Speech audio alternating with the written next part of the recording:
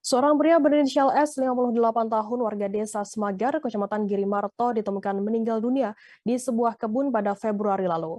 Saat ditemukan, pada tubuh korban terdapat sejumlah bekas luka. Keluarga korban pun berharap ada titik terang atas peristiwa yang menimpa S ini.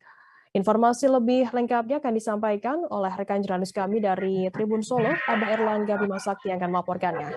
Silakan rekan Bima. Ya, terima kasih, Firda. Selamat siang, Tribuners. Ya, jadi di Desa Semagar, Kecamatan Girimarto, pada bulan Februari lalu di sebuah kebun itu menemukan dengan ada jenazah seorang pria yang merupakan warga setempat bernama X tadi dalam keadaan meninggal dunia, dan posisinya saat itu duduk bersandar dan di tangan sebelah kanan itu memegang sebuah botol pestisida. Sedangkan di sebelah kiri juga terdapat semprotan pertanian yang biasanya digunakan untuk menyemprot tanaman. Jadi anak korban T itu menceritakan semalam sebelumnya atau hari terakhir dia bertemu ayahnya itu, waktu itu saat maghrib dia mengantarkan ayahnya ke sebuah tempat penggergajian kayu untuk bertemu rekan ayahnya ini. Jadi ayahnya diantar anaknya ke tempat penggergajian.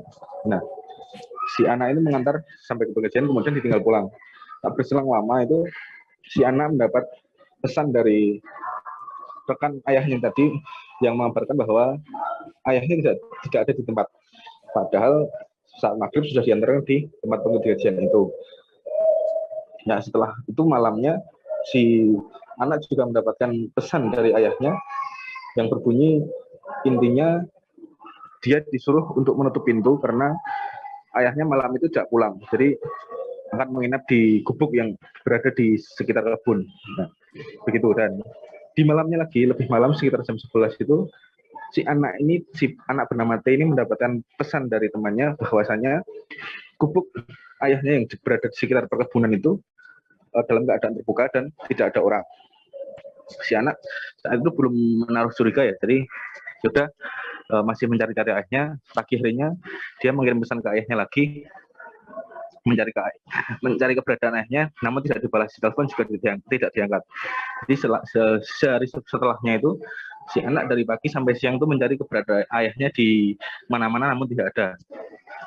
Barulah sekitar jam 14 sore si anak mendapat kabar bahwa ayahnya sudah ditemukan di sebuah kebun dengan keadaan itu tadi. Dan ketika ditemukan itu keadaannya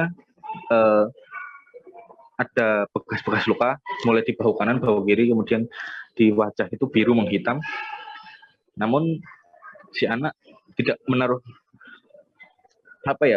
ingin melaporkan, tidak. Jadi saat itu dia mengaku pikirannya sudah tidak karuan, dan ya udah malam itu juga ayahnya dikebumikan. Jadi si ayah ini diduga meninggal karena bunuh diri karena posisinya saat ditemukan itu membawa botol pestisida kosong, memegang botol pestisida kosong di tangan kanan.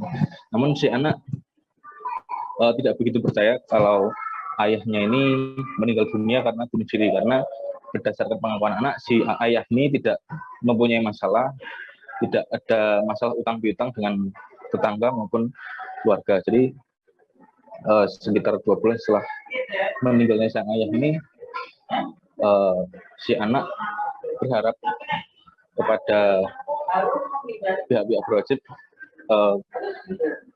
ada titik terang apa sih yang menyebabkan ayahnya meninggal. Dan sampai saat ini si anak atau pihak keluarga juga belum melaporkan ke pihak kepolisian karena masih mengumpulkan barang bukti. Begitu yang bisa saya sampaikan. Baik, terima kasih rekan Bima dari Tribun Solo atas laporan Anda. Selamat bertugas kembali. Terima kasih sudah nonton. Jangan lupa like, subscribe, dan share ya.